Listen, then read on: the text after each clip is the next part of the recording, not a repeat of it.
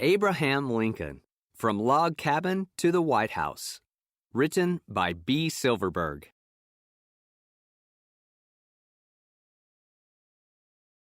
Introduction. Abraham Lincoln, one of the most famous American presidents, is remembered for his dedication to freedom. Lincoln led the United States during the Civil War, 1861 to 1865, when the northern and southern states fought to decide the future of the country. He is known as the Great Emancipator because he freed the slaves. After the war, the United States became one nation, pledged to freedom and democracy for all. We think of Abraham Lincoln as a great American folk hero and tell many stories and legends about him. He is often pictured as tall, lanky, and solemn. He is remembered as a common man who was born in a log cabin in Kentucky with little regular schooling. Yet he became a great lawyer, speaker, and political leader. His eloquent speeches about freedom, justice, and uniting all Americans are carved in stone at the Lincoln Memorial in Washington, D.C. His belief was simple. As I would not be a slave, so I would not be a master.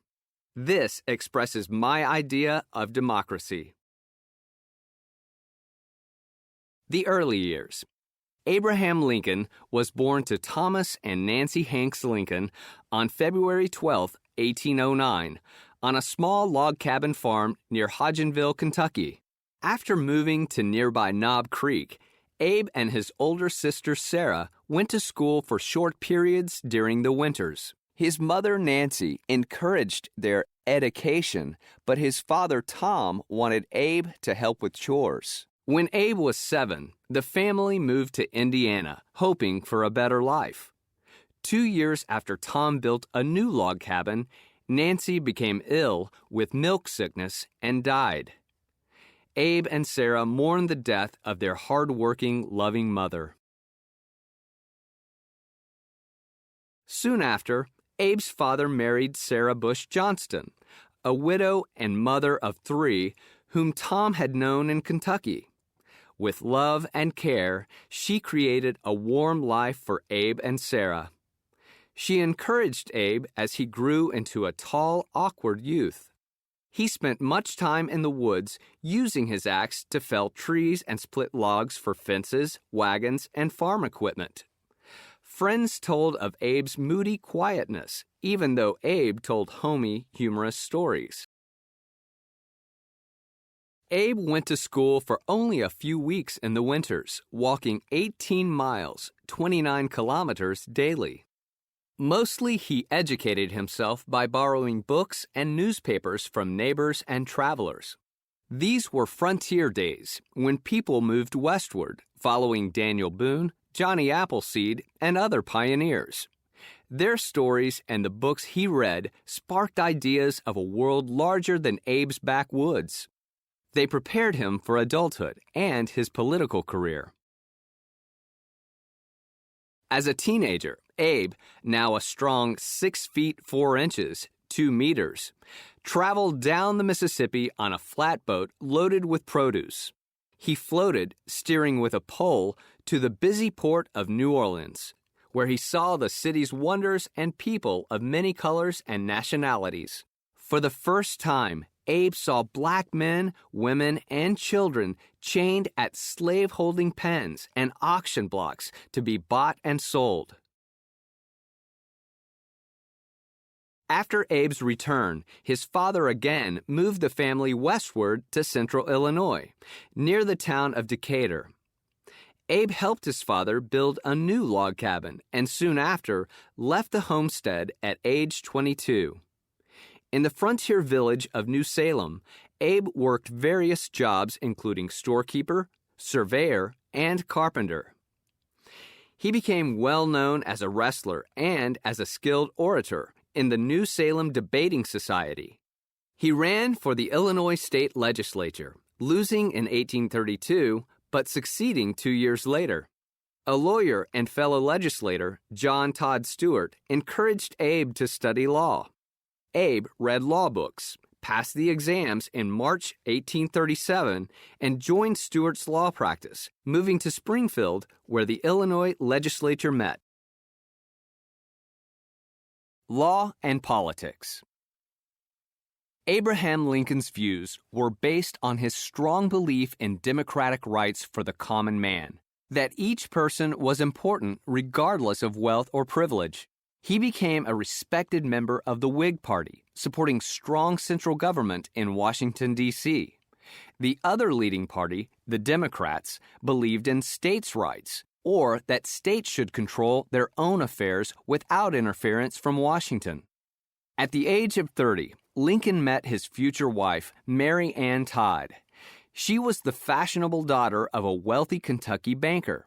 Her background was very different from Lincoln's, yet they fell in love. After overcoming Mary's parents' objections, they married on November 4, 1842. In 1843, their first son, Robert, was born. In 1846, Lincoln won the election for Illinois representative to the U.S. Congress and moved to Washington, D.C. with his family. Lincoln was in Congress as the northern and southern states became more divided over the issue of slavery. The North depended on free laborers in its factories and small farms and believed in a strong central government. Slavery was outlawed in the northern states. The South, whose economy revolved around king cotton grown on large plantations, used slave labor. Slaves, primarily black Africans, were owned as property.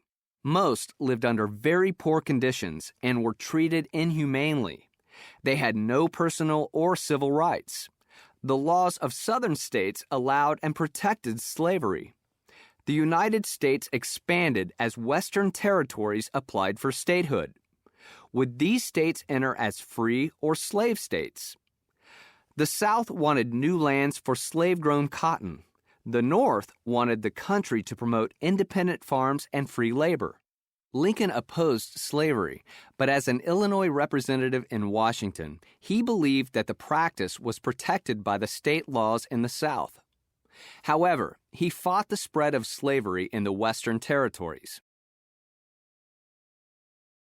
During the 1840s, the abolitionist movement, which wanted to outlaw slavery, grew.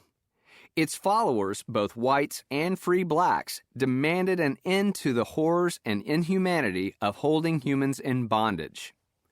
Lincoln returned to Springfield after 2 years in Washington, and for the next few years shared a successful law practice with his partner, William Herndon.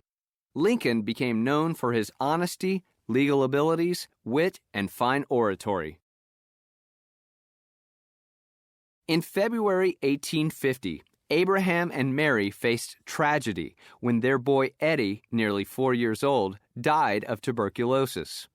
Both parents were deeply depressed, and Mary showed signs of emotional imbalance. In December of that year, a son named William Wallace was born, and 3 years later came another son, Thomas, or Tad for short. Lincoln was very close to his sons and was a proud and loving father. America divided. Meanwhile, in the 1850s, the pro- and anti-slavery forces struggled for power. Congress passed the Kansas-Nebraska Act in 1854. This canceled an earlier law that forbade slavery in these territories. The new law allowed the residents to decide whether they wanted to be free or slave states.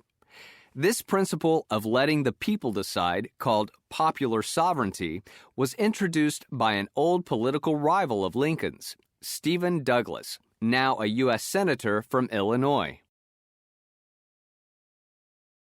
Abraham decided it was time to speak out against the spread of slavery and to try again for political office. He joined the new Republican Party, which opposed slavery, and was nominated in 1858 as their candidate for senator. His opponent was his old enemy, Senator Douglas. During the campaign, they held the Lincoln-Douglas debates, which captured the attention of the country. Lincoln, with great oratorical skill, exclaimed that slavery was causing a national crisis. A house divided against itself cannot stand.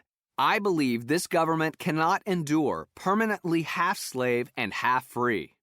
Lincoln argued that blacks were entitled to the right to life, liberty, and the pursuit of happiness, just like whites. Douglas said that the Constitution guaranteed equality only to white citizens, not to blacks. Each state, he believed, had the right to decide whether it would be slave or free.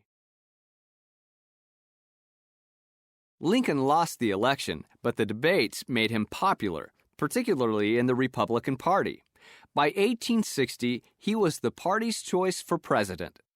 In his campaign rallies and parades, he was called Honest Abe, the homespun rail splitter, a man of the people who stood for equality and freedom.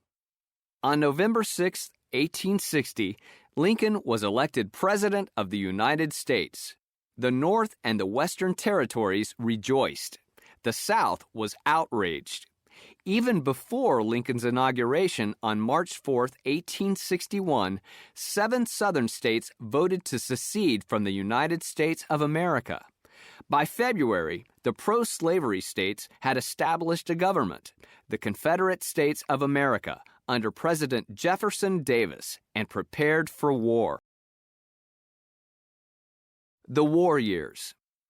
President Lincoln, still hoping to avoid bloodshed, said in his inauguration speech, "In your hands, my dissatisfied countrymen, and not in mine, is the momentous issue of Civil War." But events moved swiftly, and by April 14th, Northern troops had surrendered Fort Sumter after South Carolina cannons fired on the fort. Both sides, the Union and the Confederacy, quickly mobilized, calling volunteers and collecting arms and supplies. President Lincoln, from his home and office in the Union city of Washington, D.C., could look across the river to the Confederate state of Virginia. The South's superior military leadership defeated Union forces in the first battle at Bull Run. Lincoln struggled to find strong commanders to lead the Union troops throughout the war. Under General George B. McClellan, the Union armies had some successes, but by 1862 they were stopped by Confederate General Robert E. Lee. Although Union forces controlled New Orleans and the Mississippi River, there were few victories. Lincoln took over more of the military planning as the North called for action. Enormous numbers of young soldiers on both sides were killed, wounded, or missing as the war continued into its second year. For Mary and Abraham Lincoln, personal loss threw them into deep despair. Their second son, Willie, died of fever in February 1862. Mary would never fully recover from her grief. Abraham shared his great sadness when he met with the many families mourning war dead. On the war front, the Union lost the Second Battle of Bull Run, and at Antietam in September 1862, both sides suffered the bloodiest engagement of the war. Powerful Republican senators urged President Lincoln to make the abolition of slavery a war goal. They argued that to fight the war successfully, the Union needed to remove the issue that caused the war. Lincoln was finally convinced that as president, he had the authority to order abolition in the South. On January 1, 1863, the Emancipation Proclamation went into effect, freeing thenceforth and forever all the slaves in the South. Freed blacks rushed to join the Union Army, and by the end of the war, over 180,000 former slaves had volunteered. The summer of 1863 brought victory to Union forces at Gettysburg, a turning point in the war. President Lincoln, while dedicating a cemetery to the many soldiers who had died on both sides, delivered his famous Gettysburg Address. The speech lasted only 2 minutes, yet it is remembered for its simple beauty and eloquence. Lincoln spoke of the war as a test of whether the nation could survive as a democracy. He challenged those still alive to complete the unfinished work of those who had died.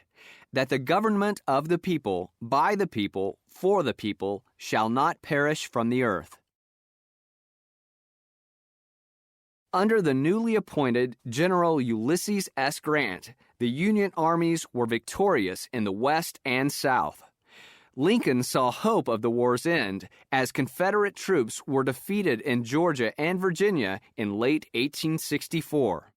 He was re-elected president and, in early 1865, cheered the congressional passage of the 13th Amendment to the U.S. Constitution, which prohibited slavery in the United States. The war ended on April 9, 1865, 4 years after it began, and cost 600,000 lives. The Union was preserved and slavery was abolished. But only 6 days later, President Abraham Lincoln lay dead from an assassin's bullet. A Confederate sympathizer, John Wilkes Booth, shot Lincoln while he attended a play at Washington's Ford Theater. As Lincoln's body was carried back to his beloved Illinois on a funeral train, mourners by the roadside silently saluted this great American hero. Timeline: 1809. Abraham Lincoln born on February 12th in Kentucky. 1818. Abraham's mother, Nancy, dies. Thomas Lincoln marries Sarah Bush Johnson the following year. 1834. Lincoln elected to Illinois State Legislature. 1837. Opens law practice in Springfield, Illinois. 1842. Abraham marries Mary Todd. 1846. Lincoln elected to U.S. House of Representatives. 1850. 4-year-old son Edward dies. 1858. Lincoln-Douglas debates. Lincoln becomes a leader on anti-slavery issue. 1860. Lincoln elected President of the U.S. 1861. Civil War begins when Confederates fire on Fort Sumter. 1862. Son William dies at age 12. Battle of Antietam. 1863. Lincoln issues Emancipation Proclamation. Union victory at Gettysburg. 1865. Confederate forces surrender, ending the Civil War.